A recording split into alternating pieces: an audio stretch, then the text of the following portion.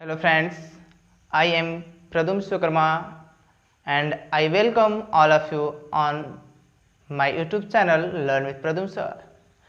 तो दोस्तों आज का जो हमारा टॉपिक है वो है नरेशन। जैसे कि आप लोग बहुत बच्चे नरेशन को करने में हिचकते हैं, डरते हैं।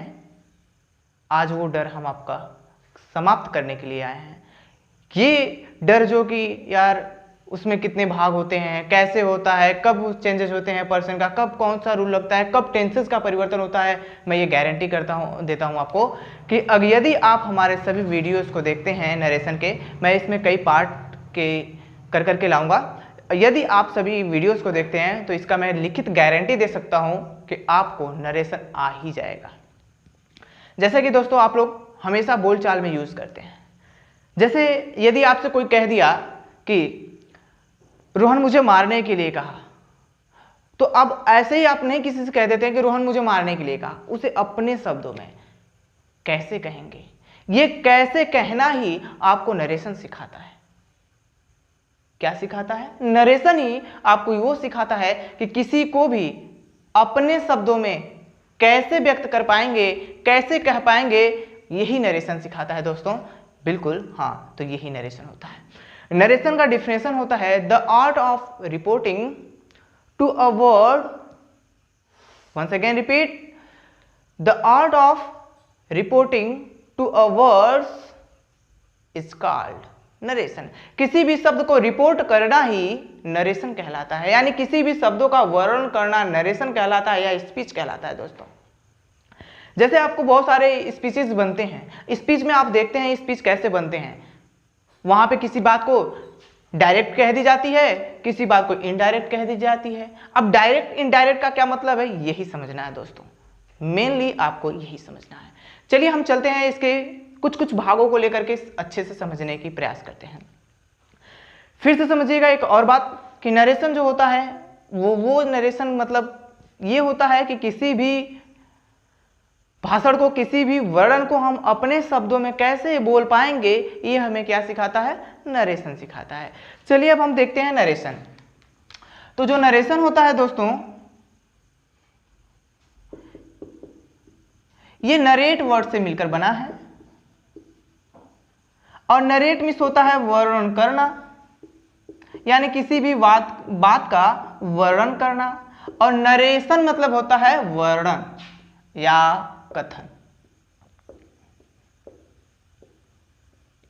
ठीक है प्रिय दोस्तों, तो नरेशन मीन्स होता है वर्णन या कथन। और ये नरेट एक वर्ब है। नरेट मतलब होता है वर्णन करना, और नरेशन नाउन है, यानी नरेट से मिलकर क्या बना है? नरेशन। और नरेशन में दो भाग आते हैं, यानी किसी भी भाषा को हमें कहने का जो शैली होता है, कहने के जो तरीके होते हैं, वो दो प्रकार से, यानी किसी भी बात को हम दो ढंग से कह सकते हैं। कितने तरीके से? दो तरीके से। आप लोगों को समझ में आ रहा होगा। तो देखिए, जब हम नरेशन होता है, इसको हम दो भाग में बांट करके स्टडी करेंगे। तो नरेशन जो होता है, जब दो भाग में आप डिवाइड करेंगे तो ये हो जाता है एक, पहला जो होता है वो डायरेक्ट नरेशन या डायरेक्ट स्पीच कहलाता है, और दूसरा इनडायरेक्ट स्पीच कहलाता है। ठीक है दोस्तों, यानी नरेशन को हमें दो भागों में बांट करके अध्ययन करना होता है। फिर से मैं रिवाइज करता हूं कि जो नरेशन होता है, यानी नरेशन मतलब किसी भी बात को क्या करना? अपने शब्दों में कहना। और किसी भी बात को आप अपने शब्दों में दो ढंग से कह सकते हैं, दो प्रकार से कह सकते हैं। पहला होता है डायरेक्ट और दूसरा होता है इनडायरेक्ट। अब डायरेक्ट इनडायरेक्ट का मतलब समझिएगा। तो जैसे मैंने कहा कि रोहन मुझे बुलाता है, रोहन मुझे बुलाता है, Rohan calls me, Rohan calls me. अब बताइए, रोहन मुझे बुलाता है, लेकिन अब ये मैंने उसको, वो मुझे बोला। अब अपने भाषा में अगर मुझे कहना होगा तो मैं क्या कहूंगा? रोहन। क्या चीज? रोहन। क्योंकि यहां पे देखिए प्रेजेंट इंडेफिनिट टेंस स्टार्ट हुआ, प्रयोग हुआ है। क्या हुआ है? रोहन कॉल्स मी, रोहन मुझे बुलाता है। यहाँ पे कौन सा टेंस है? Present indefinite. और प्रेजेंट किस में जाएगा? पास्ट इंडिफिनिट में, और पास्ट इंडिफिनिट में वर्ब का सेकंड फॉर्म आएगा क्योंकि पॉजिटिव सेंटेंस है। ये बहुत अच्छे से आप समझ जाएंगे। अभी थोड़ा समझिएगा तो क्या हो जाएगा, रोहन कॉल्ड मी, जाके चेंज हो जाएगा तो हिम, रोहन उसे बुलाता है। कोई अब किसी से कहेगा तो कहेगा कि रोहन उसे बुलाता है, किसे, मुझे। इसी प्रकार से दोस्तों, यानी किसी भी बात को आप डायरेक्ट कह रहे हैं, यानी मैं उसमें कोई परिवर्तन नहीं कर रहा हूं, यानी डायरेक्ट स्पीच उसे कहते हैं कि वक्ता के कहे हुए कथन को ज्यों का त्यों, जैसा का तैसा कह देना ही डायरेक्ट स्पीच कहलाता है। यानी इसमें कोई लीपापोती न हो।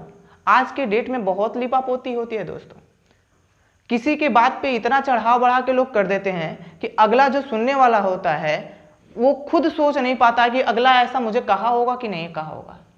ये कौन करवाता है, नरेशन करवाता है।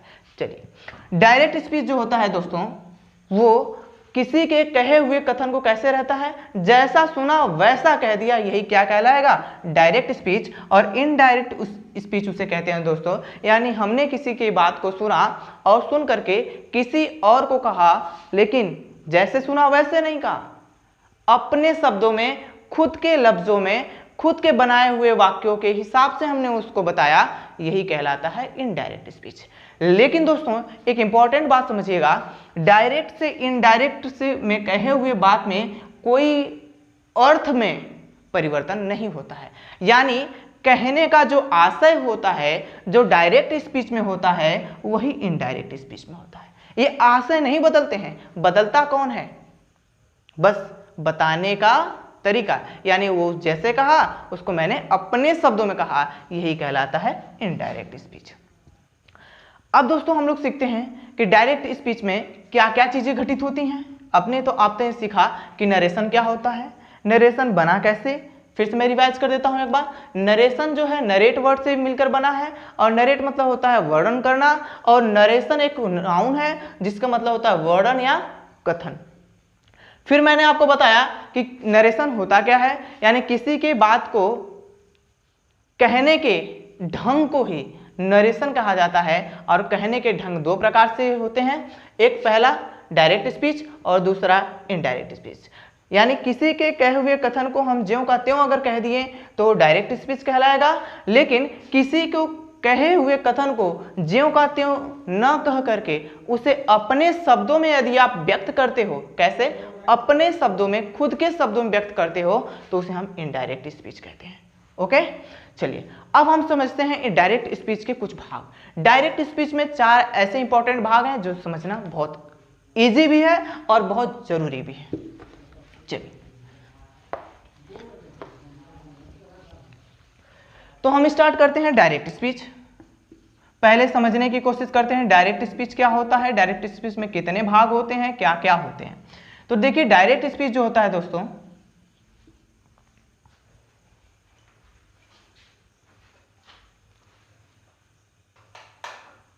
डायरेक्ट स्पीच में मैंने बताया कि 3 अंग होते हैं जो मेन होते हैं।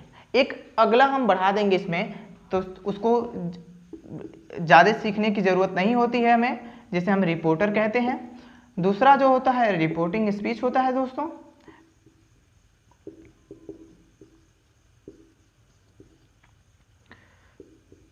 तीसरा जो होता है रिपोर्टिंग वर्ब होता है।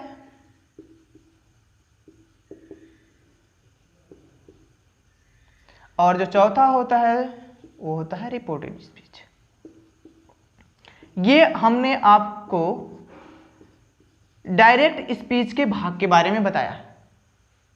मेनली हमें जो नरेशन में पढ़ना होगा वो इनडायरेक्ट स्पीच के बारे में पढ़ना होगा, लेकिन हम आपको किसके बारे में भी बता रहे हैं, डायरेक्ट स्पीच में, क्योंकि डायरेक्ट स्पीच में ज्यादा कुछ सीखना नहीं होता है। डायरेक्ट स्पीच में बस यही हमें सीखना होता है कि रिपोर्टर किसे कहते हैं, रिपोर्टिंग स्पीच कहते हैं, रिपोर्टिंग वर्ब किसे कहते हैं, और रिपोर्टेड स्पीच कैसे कहते हैं। ये आपको तीनों बहुत इंपॉर्टेंट है, इससे कोई मतलब नहीं होगा आपके नरेशन में डायरेक्ट से इनडायरेक्ट में परिवर्तन करते समय। अब देखिए हम इसे कैसे समझ सकते हैं। मैं एक वाक्य से आपको बहुत इजीली समझाने का प्रयास करूंगा। एक वाक्य लिखता हूं और वहां से आप इन चारों भागों को, तीनों भागों को अच्छे से क्लियर कर लीजिएगा। और ये अगर यदि आपका क्लियर रहा तो जितने रूल्स हैं नरेशन के ये सभी वर्ड्स को इंक्लूड करके ही बनते हैं। यानी जब भी हम कोई रूल बताएंगे आपको तो कहीं ना कहीं हमारे मुंह से reporting verb, reported speech, reporting speech आएगा ही आएगा। इसलिए प्रिय दोस्तों आप लोग इसको बहुत अच्छे से नोट भी करते चलिएगा और अपने माइंड में सेटअप भी करते चलिएगा। चलिए हम एक सेंटेंस लिखते हैं और बेहतर तरीके से समझने का प्रयास करिएगा। जैसे मैंने लिखा I said to him Mohan is a naughty boy. क्या मैंने कहा दोस्तों?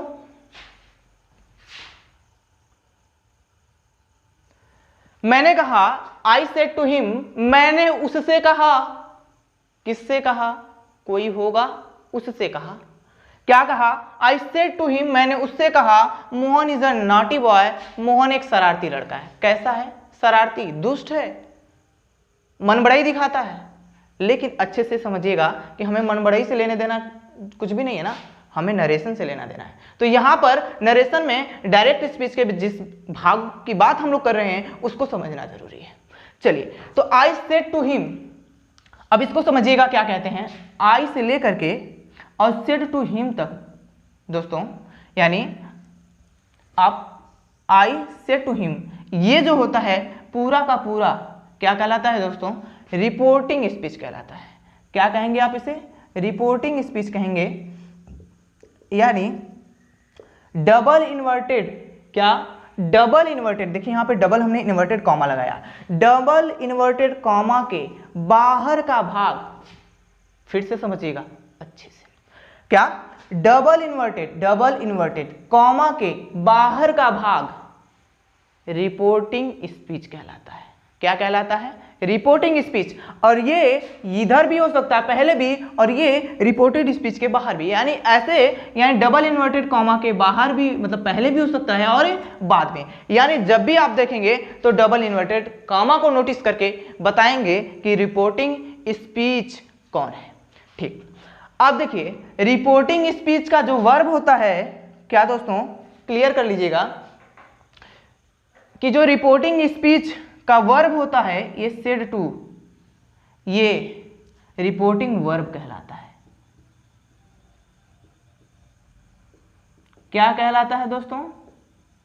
Reporting verb. यानी रिपोर्टिंग स्पीच का वर्ब रिपोर्टिंग वर्ब कहलाता है और डबल इन्वर्टेड कॉमा के बाहर का भाग रिपोर्टिंग स्पीच कहलाता है, और डबल इन्वर्टेड कॉमा के अंदर का भाग, यानी जितना होगा उतना, ये लेकर के ये तक, उसे हम रिपोर्टेड स्पीच कहते हैं। क्या कहते हैं दोस्तों? रिपोर्टेड स्पीच कहते हैं। यानी डबल इन्वर्टेड कॉमा के अंदर का जो भाग होगा वो सदैव रिपोर्टेड स्पीच कहलाएगा। फिर से समझिएगा, अच्छे से मैं रिवाइज कर देता हूं। डायरेक्ट स्पीच में हमें 4 भाग रिवाइज करने होते हैं, लर्न करने होते हैं, स्टडी करने होते हैं।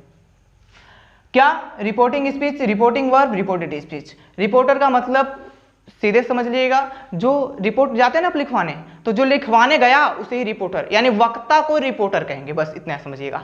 अब देखिए रिपोर्टिंग स्पीच क्या होती है, यानी जो चीज कहने वाला जो है, स्पीच जो बनाया हुआ है, यानी रिपोर्टिंग स्पीच, यानी डबल इन्वर्टेड कॉमा के बाहर का भाग। अब रिपोर्टिंग वर्ब की बात, तो रिपोर्टिंग वर्ब जो होता है वो रिपोर्टिंग स्पीच का वर्ब रिपोर्टिंग वर्ब कहलाता है, और जो डबल इन्वर्टेड कॉमा के अंदर का भाग होता है वो रिपोर्टेड स्पीच कहलाता है।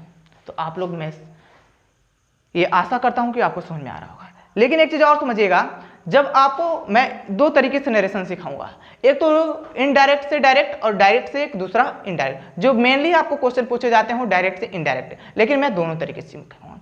यानी जब भी आपको डायरेक्ट स्पीच लिखना होगा तो रिपोर्टिंग स्पीच के बाद आप क्या लगाएंगे?